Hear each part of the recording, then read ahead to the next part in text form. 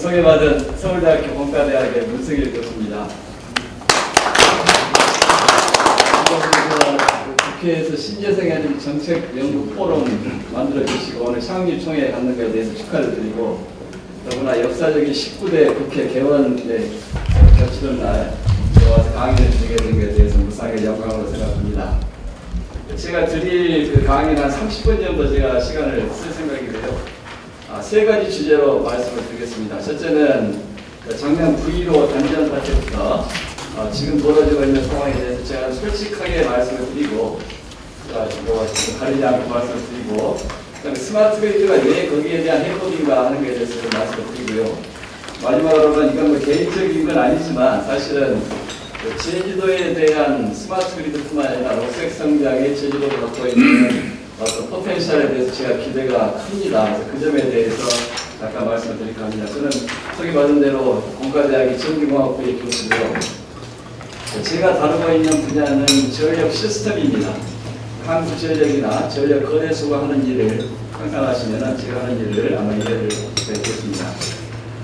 지금 시대는 누가 뭐래도 기후변화와 녹색성장 시대가 아닌가 합니다. 현 정부가 슬로건을 내걸어서가 아니고 역사적으로 이 시기가 왔다고 생각합니다.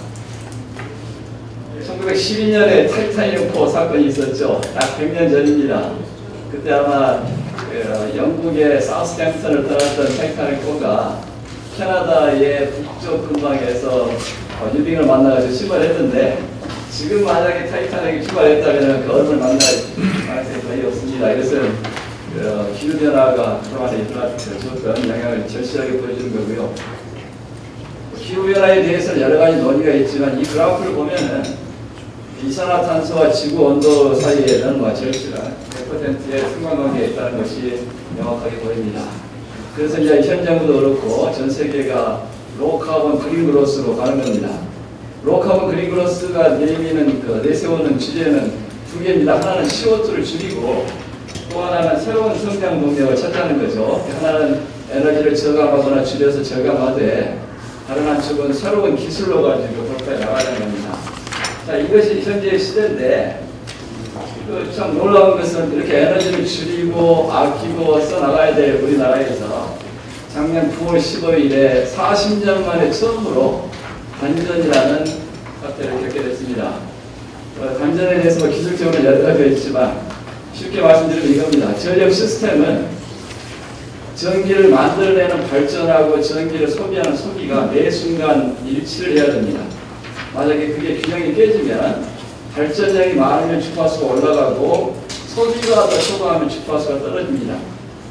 고속도로에서 자동차가 달리는 것과 비슷합니다. 언덕 만나면 속도가 주춤하죠. 악셀을 밟으면 따라잡습니다.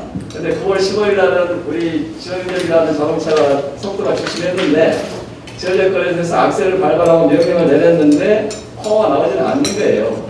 점점점 속도는 더 떨어지고 가만히 내버려 두면은 전국에 전전 우려가 있어서 단전 조치를 한 겁니다. 이 그래프를 보시면은 오전부터 수상했고요.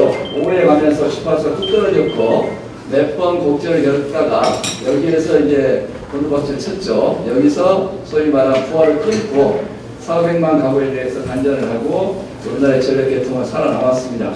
유감스럽긴 하지만 기술적으로 이런 일들은 얼마든지 있을 수 있는 일이고 우리가 대비를 잘 한다면 피해갈 수 있다고 봅니다. 이제 거기에 대해서 뭐가 원인인가에 대해서는 지금까지 수많은 논의가 있었고 이미 거의 결론이 난 걸로 저는 생각합니다. 제가 다시 한번 정리해드리면 여러 가지 이유가 있겠지만 에너지 요금 체계가 상당히 불합리했다는 것에 대해서는 이론의 여지가 없다고 생각합니다. 그래서 지난 10년, 지난 40년 동안 우리 전력요금은 정부가 철저하게 관리하면서 다른 물가에 대해서는 아주 저가격 정책을 썼습니다. 그래서 예를 들어서 1903년 이럴 때는 유가가 오르니까 전력 가격을 내렸습니다. 그렇게 되면 우리 국민들은 기름이나 가스를 쓰던 분들이 전기로 돌 수밖에 없었겠죠. 그런 상황이 쭉 계속됐고 한 예로 석유, 등유가 한 2배 되는 순간 과정에서 전기요금은 제자리금을 하니까 그 10년 동안에 등유는 소비가 3분의 1로 줄고 전기는 40%, 50%씩 늘어났습니다. 녹색 성장을 하겠다고 했던 우리나라에서 지난 10년간의 통계를 보면은 에너지 증가율 OECD 국가 중에서 1등입니다. 꼴등입니다. 꼴등. 평균적으로 한 그 전체 평균 에너지가 2.7% 매년 성장했는데 전기의 소비량은 평균 에너지 소비량의 2배, 5.4% 이렇게 성장했습니다. 그런 정도로 전력이 성장하면은 더구나 우리나라 같이 좋은 땅에서 전력 설비를 갖춰나가서 사실상 기술적으로 어렵습니다. 그리고 거기에 이제 특히 산업용 전기 요금은 이 통계만 해도 몇 년 전 통계입니다. 아마 후쿠시마 원전 사고 이후로 이 격차를 더 벌렸을 겁니다. 일본의 3분의 1 이하의 수준이고 미국보다 전기요금이 싸고요. OECD 국가 중에서 가장 싼 수준입니다. 이렇게 되니까 에너지 원단위라고 하지 않습니까? 우리가 GDP 1달러 생산할 때 사용하게 되는 에너지나 전기 양이 일본의 3배를 넘어서고 있습니다. 이런 구조를 가지고는 뭐 장관님도 여러 가지 노력을 하시겠지만 근본적으로 에너지를 효율적으로 쓰는 그런 국가를 만들기가 상당히 어렵지 않은가 하는 게 제 생각입니다. 그럼 전기를 누가 어떻게 쓰는가를 살펴봐야 되는데 아시겠지만 가장 많은 수요는 산업용에서 씁니다. 산업용이 50%가 넘고요. 백화점 같은 상점, 일반용이 22%, 두 개 합하면 75%가 됩니다. 이 두 주체가 쓰는 게 전체 전기의 4분의 3을 쓰고 있는 거고요. 4천만, 5천만 동포 국민들은, 일반 국민들은 전기의 15%를 쓰고 있습니다. 다시 한번 제가 말씀드리면 주택용은 2천만 가구가 15%를 쓰고 있는 반면에 산업용은 대개 한 40만 정도의 수용가가 50% 이상을 쓰니까 정부가 뭔가 정책을 피해야 한다면 어디를 포커스 정책을 피하는 게 효과가 있는가를 물어보지 않아도 답이 나올 거라 생각합니다. 그 다음에 요금 체계가 좀 우리나라가 재밌게 되어 있습니다. 뭐 슈퍼에 가서 콜라를 사도 한 병에 1,000원인데 10병 사면 9,000원 받지 않습니까? 근데 우리 전기는 한 병 살 때 1,000원 받던 게 10병을 사면은 12배를 더 받습니다. 누진이 되어 있어서 6단계까지 걸리면 12배가 되는데 그것은 주택용만 해당이 됩니다. 산업용이나 일반용에 대해서 누진이 걸렸고요. 지금 현재는 평균적으로 생산 원가의 90% 이하로 공급하고 있어서 참 이 전기를 팔면 팔수록 적자가 누적되는 그런 모순에 빠져 있습니다. 제가 참고로 누진이 6단계가 되면은 12배가 된다는 이 표를 제가 조사를 보여드리는 건데요. 누진이 6단계가 있고 첫 단계는 기본 요금이 69원, 70원 정도 됩니다. 킬로와트아워당. 근데 6단계에 걸리면 260원까지 되니까 12배 정도 되는 거죠. 재밌는 것은요. 여기를 보시면 표가 좀 복잡하지만 이런 취지입니다. 300만 가구의 우리 국민들은 한 달에 6,900원 이하의 전력요금을 내고 계십니다. 그러니까 300만 가구에 두 분만 산다고 해도 거의 700만, 600만의 우리 국민들은 10,000원 이하를 내고 계신 거고요. 우리 평균이 한 45,000원 합니다. 거기가 여기입니다. 누적이 한 67% 되는 거죠. 67%. 3분의 2 정도의 국민들은 한 달에 45,000원 내고 계십니다. 그래서 아마 여기 계신 분들 중에 여러분 가정의 전기요금이 45,000원 이하시면은 평균 이하를 내시는 거고요. 그 이상이라면은 누진에 걸려가지고 저녁 사업을 많이 도와주고 계시는 겁니다. 근데 이런 상황에서 예를 들어서 소위 말하는 이쪽이 소위 말하는 에너지 빈곤층이 되겠죠. 이분들은 한 달에 2만원, 3만원 정도 내고 계신 분들인데 여기에 전력요금 인상을 한다든지 하는 게 무슨 저는 의미가 있겠는가 하는 데 대해서 좀 의구심을 갖습니다. 제 요지는 전력에 대한 어떤 정책을 쓸 때는 효과가 있는 데를 골라서 우리가 정책을 펴야 될 것 같고요. 그것은 산업용이나 일반용을 타겟으로 할 수밖에 없다고 생각합니다.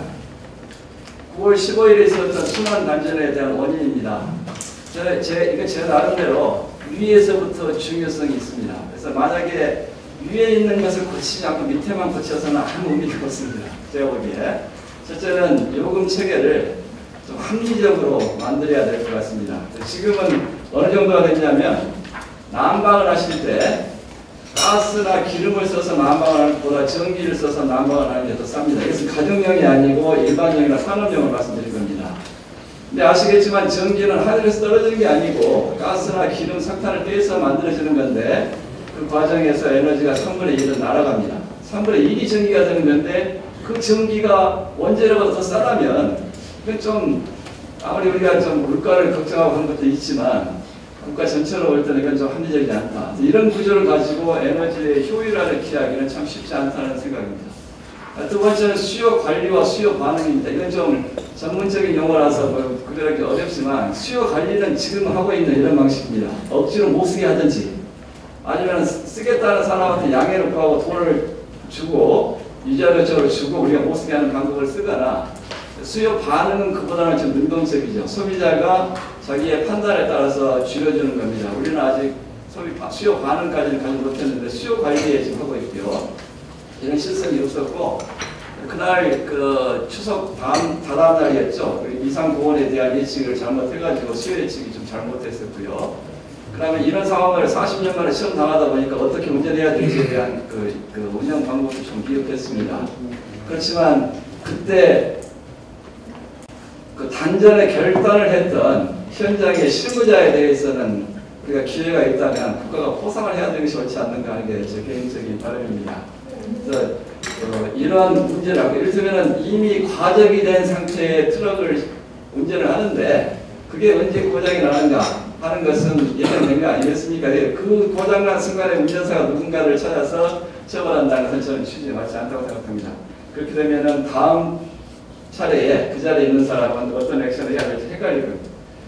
이게 겨울에 저희가 전기를 쓰고 있는 패턴입니다. 색깔별로 되어 있는데요. 맨 밑에가 원자력입니다. 원자력이 아마 의원님이랑 원자력 비중이 꽤 많은 걸로 알고 계신데요. 우리가 전체 평균의 한 3분의 1 정도를 공급합니다. 1년 내에 평균을 치면은요. 하지만 겨울이나 여름에 부하가 피크로 걸릴 때는 보시다시피 4분의 1도 채 안 됩니다. 대한민국의 전기, 특히 문제가 되고 있는 상황에서 전기의 4분의 3은 적어도 한 3분의 2 이상은 석탄과 석유, 가스로 만들려고 있습니다. 우리 아직도 화력이 유지가 되어 있고요. 여기 초록색이 석탄이고 여기 이게 빨간색이 석유고 그 다음에 이제 여기 하늘색이 가스입니다. 그리고 위쪽에 이쪽이 하얀 밝은색이 수력인데 수력은 아시다시피 우리는 부하를 추정하려고 약간 조정용으로 쓰는 거지 주력으로 쓰지는 않습니다. 대체적으로 원자력이 킬로와트/아워당 35원, 여기가 70원, 80원, 그리고 가스가 150원 이상씩 하는 변하지만 우리 전기의 평균 요금은 석탄 화력 정도라고 보시면 됩니다.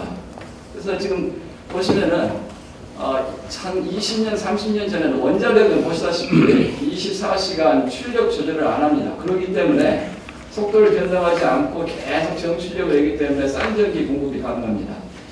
한 20년 전에는 밤에 전기의 수요가 없으니까 원자력이 만들려는 전력만큼도 수요가 안 걸릴 때가 있었어요.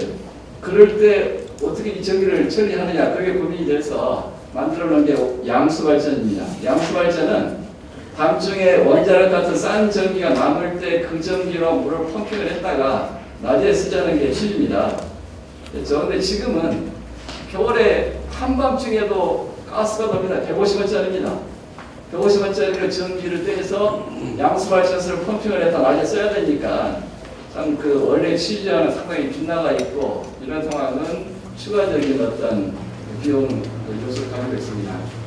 작년 겨울에 우리 정부가 했던 그 절전 조치의 요지입니다. 자대국도 없고 하여간 그 요지가 정말 급하게 됐으니까 대부분의 큰 기업들은 좀 참여를 해서 줄여달라는 요청이었죠. 업체가 10,000개, 4,000개 이렇게 되는데요. 4,000개 업체 정도 되면 아마 우리가 기억하는 웬만한 대기업은 다 포함이 됐을 겁니다. 그렇게 해서 저희가 공고를 드렸고 작년 가을에 겨울을 맞으면서 우리 지경부가 발표하신 자료입니다. 작년 자료입니다. 작년 올 1월 초에는 예비력이 한 50만 킬로와트 정도까지 떨어질 것이다. 이 정도 되면 끝장이 나는 거죠. 이렇게 우리가 됐는데 우리 정부가 아주 강력하게 절약 정책을 했고 많은 협조가 있어서 겨울 내내 500만 킬로와트 정도의 예비력을 유지했습니다. 그리고 이게 이제 얼마 전에 있었던 한 보름 됐습니까? 열흘 전에 있었던 2월 21일 날에 민방공 훈련 대신에 했던 정전 대비 훈련입니다. 이 위에 있는 이 표는 이 점은 전기의 수요가 이 정도 될 것이라는 예측이었고 밑에 있는 빨간 선이 이제 그때 실제 전기의 수요입니다. 우리 국민들이 이렇게 훌륭한 국민들입니다. 이렇게 잘 반응을 하시고요. 정부가 이렇게 강력하게 부탁을 하니까 아마 내심 한 200만 정도 줄지 않을까 이렇게 예측했던 것 같은데 500만이 넘게 줄었습니다. 저는 우리 국민들한테 뭔가 정확한 정보를 주고 그 정보에 따라서 반응을 하게 하면 우리가 반응할 수 있는 여지가 충분히 있다는 겁니다. 제 나름대로 이 상황들을 보면서 몇 가지 정리를 했습니다. 첫째는 지금 문제는 공급의 문제도 물론 있지만 충분히 우리가 수요를 플렉서블하게 조절하면서 할 수 있는 거고, 그렇게 조절할 수 있는 수요의 여유가 사실 있다는 것을 저희가 간접적으로 본 겁니다. 지난 겨울에 500만 킬로와트가 입주했었고요. 그 다음에 이번에 정전 훈련으로 550만까지도 제가 감소가 됐습니다. 그래서 지금 지경부가 특히 이쪽 정책을 하시는데, 제 개인적인 생각은 지금까지 해왔던 것처럼 발전 설비를 계속 확충해 나가는 것도 위험한 정책이라고 생각합니다. 왜냐하면 지금 현재 우리나라의 1인당 전력 소비는 우리가 1인당 GDP가 한 2만 달러 되지 않습니까? 우리보다 그 소득이 2배 정도 되는 일본, 영국, 프랑스, 독일보다 우리가 전기를 더 많이 쓰고 있습니다. 일부분이 가수요가 있다는 거죠. 이런 게 정책이 제대로 들어와서 현실화된다면 전력의 수요가 줄어들 가능성도 배제할 수 없습니다. 이것은 선진국의 사례가 어렵습니다. 그래서 발전설비 확충 일련대에서 수요를 관리하고 리스판스를 받는 시스템으로 생각을 바꾸라는 게 제 생각입니다. 전기요금을 지금처럼 팔면 팔수록 적자 구조로 내버려두면 이건 한전의 어떤 개별 회사의 문제가 아니고 국가적인 내셔널 시큐리티 차원에서 큰 문제가 생길 수 있다고 봅니다. 그리고 발전소 건설보다도 수요 관리나 수요를 리스판스를 끌어내는 것이 관건이라고 봅니다. 지금 우리 지식경제부가 여러 가지 노력을 해서 올 여름도 무사히 넘어가고 있는 것 같습니다. 그런데 제가 하나 문제를 제기를 드린다면, 지금 쓰고 있는 방법은 부와 관리입니다. 관리는 문자 그대로 탑다운입니다. 위에서 못 쓰게 하는 건데요. 하나는 억지로 못 쓰게 하는 게 있고, 두 번째는 쓰겠다는 사람한테 못 쓰게 양해를 구하고 보상금을 드리는 제도입니다. 제도가 아주 복잡한데, 크게 보면은 지정기간에 약정해놓고 돈을 지급하는 방법이 있고, 한 주 전에 좀 양해를 구해서 돈을 지급하는 방법이 있고요. 그 다음에 그날 닥쳐서 처리하는 방법이 있습니다. 그러니까 이거는 돈을 저희가 보조금을 드리는데, 우리가 킬로와트 아워당 한 90원 안팎에 팝니다. 근데 쓰지 말아달라고 양해를 할 때는 900원에서 1000원 정도 드리니까 안 쓰겠다는 조건으로 10배를 지급을 하고 있습니다. 예, 물론 제가 그 취지를 모르는 건 아닙니다. 이렇게라도 해서 우리가 부하를 확보를 해야 되겠죠. 그래서 시급하게 이걸 하지 말자는 얘기는 아니지만, 이런 방법 일련도로 가는 것은 절대 효율적이지 않다는 것은 아마 이해가 금방 되실 겁니다. 누가 제일 많이 혜택을 보느냐? 이 정도면 다 진작에 가시겠죠. 제 임명처에 대해서 1등부터 10등까지 기업이 제철, 시멘트 제철. 이런 데 보시면은 HZL의 D공장은 원래 수요가 150만, 1500메가와트인데 300메가와트 정도는 줄일 수 있다. 이렇게 시장에 내놨고요. 정말 재밌는 것은 이쪽에 보시면은요, 이분들은 195가 자기네들이 공장의 수요인데 심지어 120까지 줄일 수 있다. 이런 겁니다. 이제 이렇게 양해를 해주기에 대해서 제가 그걸 나쁘다고는 할 수는 없지만, 보이지 않습니까? 우리가 뭔가 좀 잘 하면은 굳이 이런 방법이 아니라도 줄일 수 있는 방법이 있다고 보는 것이고요. 좀 뭐하지만 요즘 건설 경기도 별로 좋지 않고, 겨울 여름에 장마철이 오니까 제철 이런 데는 경기도 별로 겁니다. 그래서 이제 그럴 일은 없겠지만, 이분들이 그냥 좀 악의적으로 생각하면은 제 혼자의 악의적인 생각입니다만, 꼭 굳이 수요가 없는 데도 있는 것처럼 할 수 있는 그런 상황이 만들어진 거죠. 자, 다시 한번 이 현행 제도에 대해서 지금 하고 있는 노력에 대해서는 100분 이해를 하지만, 조금 우리가 좀 다듬어 나가야 되는 것이, 규제나 절전, 부하관리 요금제도 위주로 되어 있는데 이건 장기적으로 볼 때 비효율적이다. 그리고 보시면은 내가 내일 부하를 얼마나 줄일지 어떻게 하겠습니까? 이것은 전에 썼던 평균을 가지고 따집니다. 그러니까 전기를 많이 썼던 사람들이 따지고 보면은 지금의 문제를 일으켰는데, 그분들이 전기를 줄여주겠다는 조건으로 또 10배의 보상금을 준다면은 좀 생각하기 나름에 따라서는 비합리적이라고 저는 봅니다. 엄청난 비용이 들어가고 있습니다. 전력산업 기반기금에서 계속 지금 증액을 하고 있고요. 제가 알기로 6월이 채 지나기 전에 2,500억 정도 지급돼서 올 연말까지는 상당 액수가 될 것 같고, 내년 가면은 얼마 전에 증액이 불가능할 정도입니다. 제 생각은 어차피 들어갈 이런 비용이라면 이렇게 캐시로 보상금을 주는 것보다 이 비용으로 예를 들어서 배터리 저장 시스템을 갖춘다든지, 국민들한테 정보를 알려주는 스마트 그리드 구축에 써라. 보상금을 1,000억을 주면서도 그 중에 예를 들면 일부는 현금으로 드리지만 일부는 시스템을 구축하라 이렇게도 할 수 있지 않겠는가 하는 게 제 생각에 좀 장기적으로 생각해 봤으면 좋겠고요. 하도 답답해서 신문에 썼던 글입니다. 졸필이지만 읽어보시면 하겠습니다. 스마트 그리드가 왜 필요한가에 대해서 잠깐만 말씀드리겠습니다. 지금 현재 전력 시스템은 이 두 분들이 만든 겁니다. 다 아시는 분들이죠. 토마스 에디슨 같은 분은 인류의 어떤 영웅처럼 되어 있죠. 근데 보시면 알겠지만 100년 훨씬 전의 분들이고 그분들이 만들었던 전력 시스템이 지금도 그대로 돌아오고 있습니다. 참 어찌 보면 이분들이 대단하겠던 것도 있지만 우리 전력 시스템이 공룡이 돼가지고 전진치 못했다는 겁니다. 68년 제가 초등학교 1학년 만들었을 때입니다. 제가 참고로 오바마 대통령하고 동갑입니다. 제가 태어났던 고향은 이 동네인데 지금 와보니까 우리 동네는 송전선로가 지나가지 않았던 동네에서 났던 것 같아요. 40년 동안에 대한민국의 전력설비는 세계 역사에 유례가 없이 성장을 했는데 이걸 보시면 두 개가 명확하게 보입니다. 아무리 우리가 잘 성장했지만 우리는 독립되어 있다는 겁니다. 우리를 도와줄 사람이 아무도 없습니다. 아시겠죠? 그러니까 만약에 우리가 정전되면은 이게 교통사고 나서 다리가 부러진 거랑 비슷한 건데 옆에 친구가 있으면 다리가 부러져도 그리고 짊어지고 병원에 이송을 해주겠지만 우리는 친구가 없습니다. 우리는 부러진 자기 다리를 자기가 수술해서 일어나야 됩니다. 상당히 어렵고요. 그 다음에 보시다시피 너무 많이 밀집되어 있어 이런 나라에 어디다가 발전소를 더 짓겠는가 하는 것도 사실 현실적으로 어려운 문제입니다.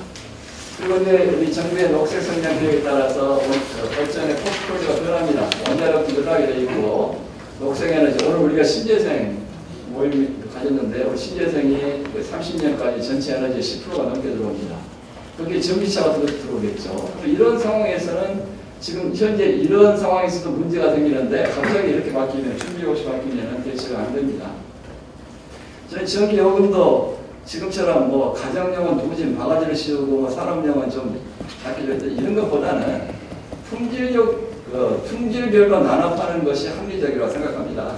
아주 하이 퀄리티의 품질은 반도체 공장 같은 데서는 비싸게 쓸 용의도 있고 그것들은 충분히 가능합니다.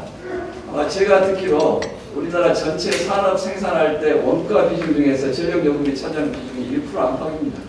제 기억에 의하면. 그래서 물론 이게 작은 돈은 아니지만 우리 경제가 이렇게 성장해 왔는데 이 정도는 이제 부담을 하고 가야 되는 게 아닌가. 그래야만 내년 경쟁력이 되지 않나 생각합니다.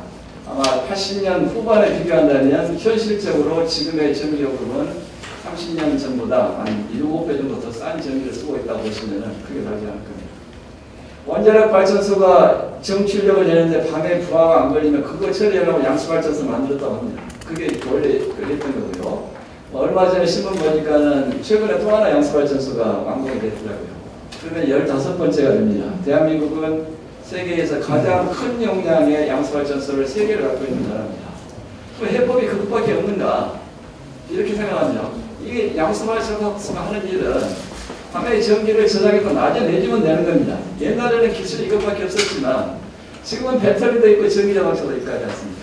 그래서 이쪽을 만약에 보급한다면 자연스럽게 이 문제를 해결할 수 있는 새로운 해법이 될 것이라는 거고요. 예를 들어 전기차가 갖고 있는 배터리를 양수발전소로 대용을 하려면 취지는 좋지만 인프라가 빨려야 되겠죠. 충전 설비가 빨려야 됩니다. 그런 인프라 충전 설비를 스마트 그리드라는 그림 안에서 우리가 총체적으로 구축하자는 생각입니다. 그 다음에 송전 선로에 대해서도 조금은 이제 저는 진심으로 바란다고 생각합니다. 송전 선로는 전기의 고속도로입니다. 추석 때 설날 이렇게 밀리지 않습니까? 저는 아까 보여드렸지만 고향이 저 시골인데 추석에 제 고향에 가면은 차가 안 밀립니다. 뻥뻥 뚫려듭니다. 고속도로가 밀리는 것도 수도권 인근에서 특정한 시간에 밀리는 것과 마찬가지로 송전망의 전력 설비도 수도권으로 경인지역으로 올라오는 6개 선로가 항상 문제가 됩니다. 대신 이제 다른 선로는 일부 수요가 별로 없는 데도 있거든요. 그런 데는 좀 가변 차선제처럼 전력의 흐름을 조절하는 새로운 기술을 도입하는 것이 옳은 거지.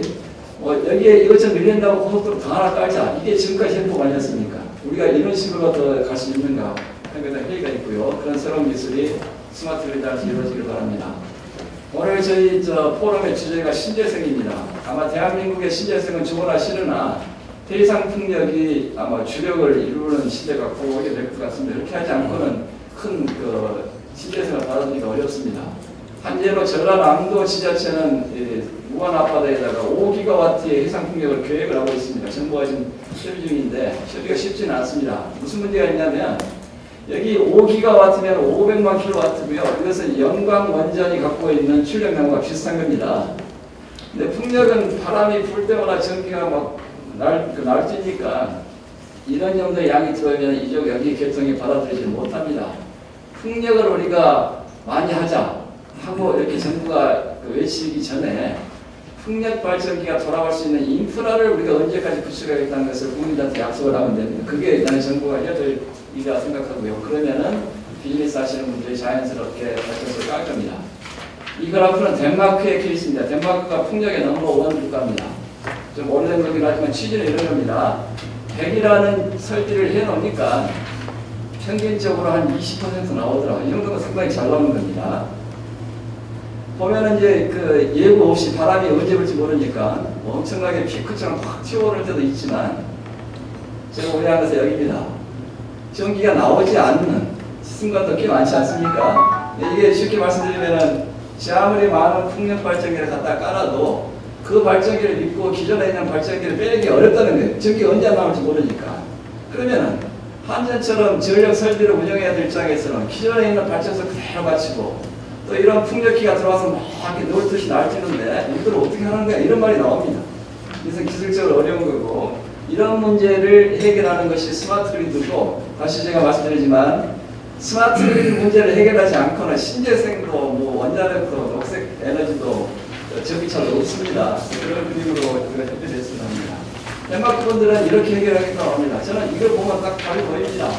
전기차도 이렇게 해서 전기가 남을 때 주차장에다가 모듈할 때 내놓게 하고 배터리가 있습니다. 그리고 공장 같은 데도 정보를 보내가지고 전기가 급할 때 돈 주고 사는 게 아니고 가격을 올립니다. 가격을 10배 올리면 자연히 줄이겠죠. 그러면은 굳이 전기를 쓰지 않아도 될 분들이 전기를 줄이게 될 겁니다. 저는 평균적으로 전기를 줄이자는 데서 반대입니다. 그렇게 하면 우리 다 큰일 납니다. 전기를 꼭 써야 될 때 써야 되고 지금이라도 새로운 산업이 전기를 하나 써서 더 100을 만든다면 그쪽은 쓰게 해줘야죠. 저는 전기를 쓰지 않아도 되는 데가 쓰는 것이 문제라고 봅니다. 그 대표적인 사례는 난방입니다. 난방. 지금 대한민국 상황에서 전기로 가지고 난방을 하는 것은요.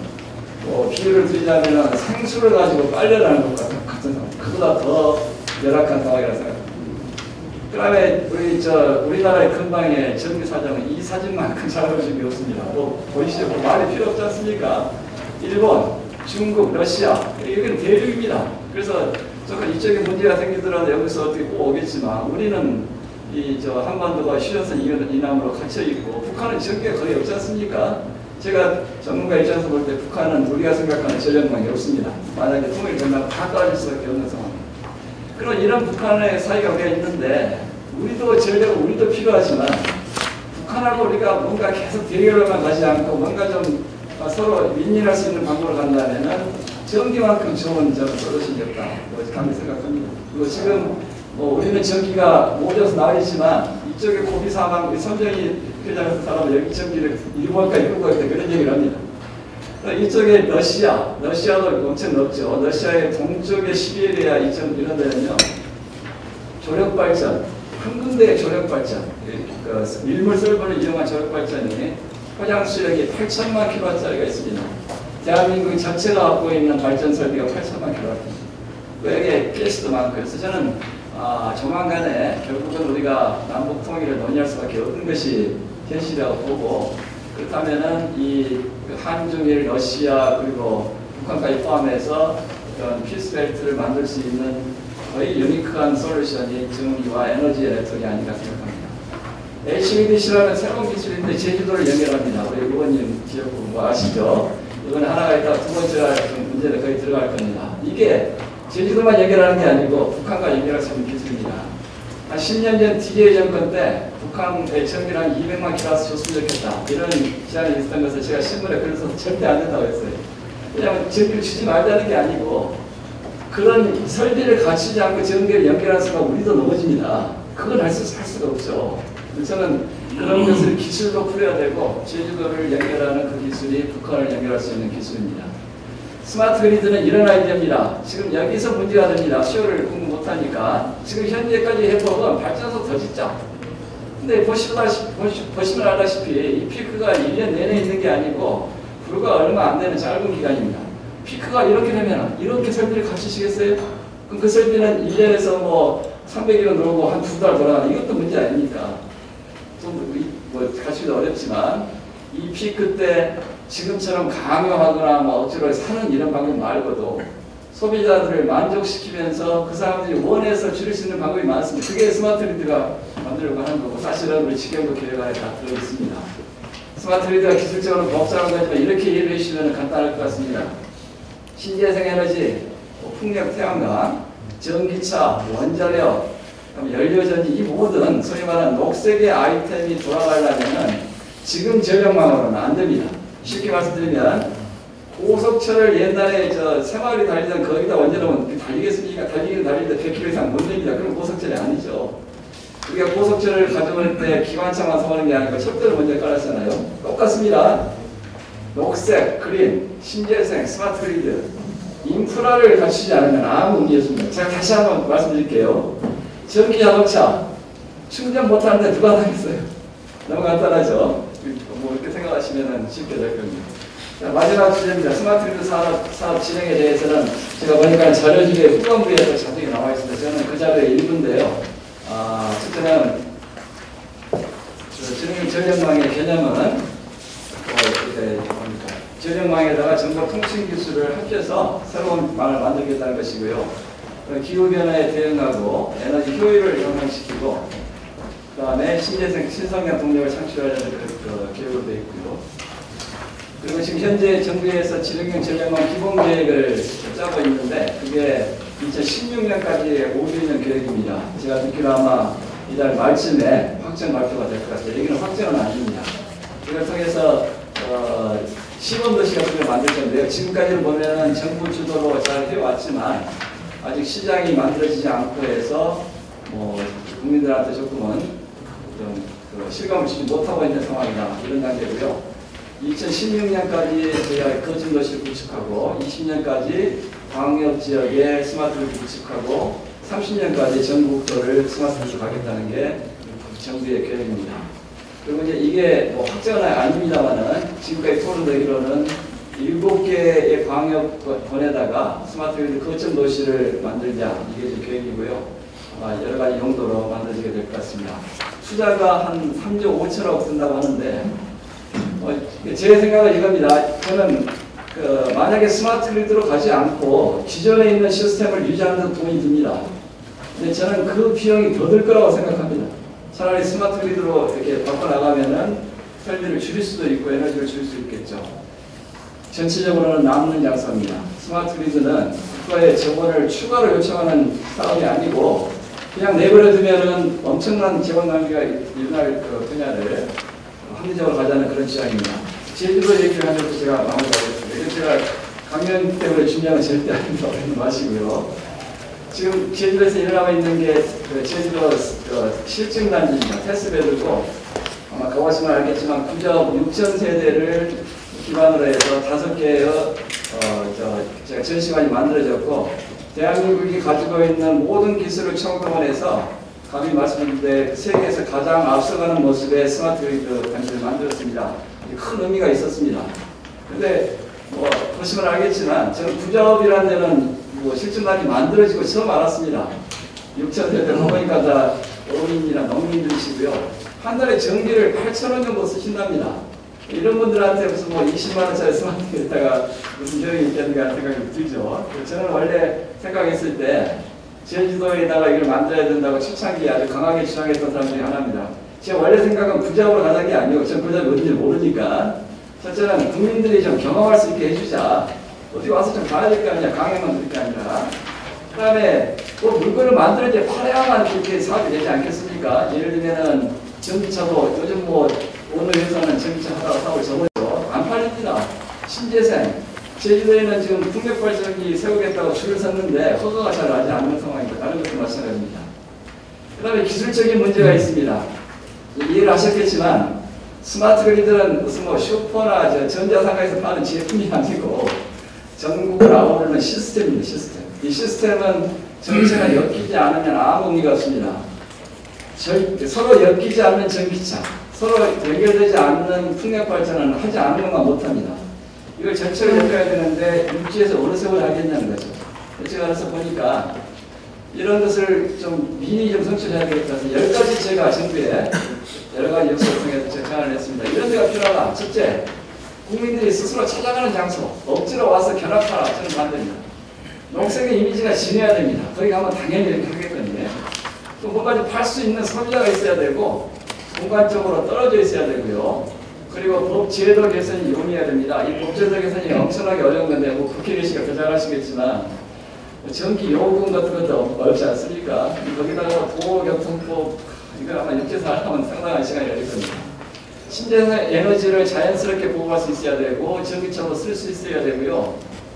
그 다음에 이게 전기 설비인데 떨어져 있으면서도 이걸 컨트롤 할 수 있어야만 새로운 걸 시도합니다. 세계 시장을 향해서 홍보를 할 수 있어야 되고 지자체가 하겠다고 해서 강한 의지가 있어야 됩니다. 이 10가지를 갖춰야 된다고 봅니다. 답이 뭔가는 뭐 아실 겁니다. 1년에 우리 제주도 700만 명이 가시고 뭐 제주도가 청정 지역이라면 누구나 다 할 수 있고 인구가 60만에 자동차가 25만 대 정도 된다고 제가 들었고요. 화면이 과도로 되어 있고 제주도는 특별자치도라서 전력의 운영이나 도로교통법 같은 게 아마 지사님의 의지가 있다면은 다른 데보다 쉽게 볼 수 있다 보고요. 풍력, 제주도의 풍력 발전은 국가 자원으로 활용을 해야 할 수밖에 없고, 그다음에 섬의 크기가 이 정도밖에 안 되니까 한 번 전기차 충전하면은 이게 배터리가 떨어지지 않고 섬을 횡단 가능합니다. 그리고 섬의 면적이 작으니까 그 설비 갖추기도 좋고요. 그다음에 육지와 연결이 되어 있습니다. 절대 고립되지 않고 두 개 HVDC가 하나 되어 있는데 두 개가 이제 거의 완공 단계에 있어서 제주도에서 새로운 시도를 하다가 뭔가 문제가 생기면 바로 백업할 수 있는 유일한 그런 공간입니다. 세계 시장에 뭐 제주도만큼 좋은 장소가 없을 것 같고요. 제주도가 카모 프리아일랜드 갔을 때 굉장히 생각입니다. 이게 제 구상의 그림입니다. 제주도 여기서 이렇게 하는 게 아니고 사실 리서치를 하려면은 서울대학교 제 연구실에서 하는 게 제일 좋지 않을까요? 가까운 데서. 저는 제주도에 있다고 해서 선택을 했을 때는 그 리서치를 떠나서 현장에 적용을 해야 되는데 이러한 조건을 갖춘 데가 약간 유니크하다고 봅니다. 저는 굳이 전 세계에서 제주도와 경쟁할 수 있는 어떤 지역을 고르라면 하와이인데요. 하와이는 너무 멀리 떨어져 있어서 육지와 연결이 안 되어 있습니다. 아마 일본 기업하고 하와이가 제휴를 해서 이런 구상을 하는 모양입니다. 근데 아마 우리 제주도가 훨씬 유리합니다. 우리는 이게 연결이 돼 있어서 하와이는 만약에 하다가 잘못되면 섬 전체가 큰 곤란을 당하겠지만 우리는 그런 것로부터 상당히 많이 자유로울 수 있습니다. 희망은 제주도가 테스트베드를 떠나서 글로벌 스마트 그리드 플랫폼이라는 것으로 다시 태어나기 바라고요. 이것은 제주도 도민이나 뭐 제주도를 위한 제안이 아니고 첫째는 대한민국의 국책 성장을 위한 제안이고 좀 큰 그림으로 보면은 우리 인류가 처음 해본 그런 기술입니다. 스마트 그리드는. 이런 것이 대한민국에서 이루어진다면 우리가 가만히 있어도 세계 시장의 리더가 될 거라고 생각합니다. 이상으로 제가 강의를 마치는데 한번 가보시면은 우리 10층단지 앞에 이렇게 기술이 있고요. 밑에 제주 글로벌 스마트 그리드 플랫폼이라는 제 소망이 담겨 있습니다. 큰 발전 있기를 바라겠습니다. 고맙습니다.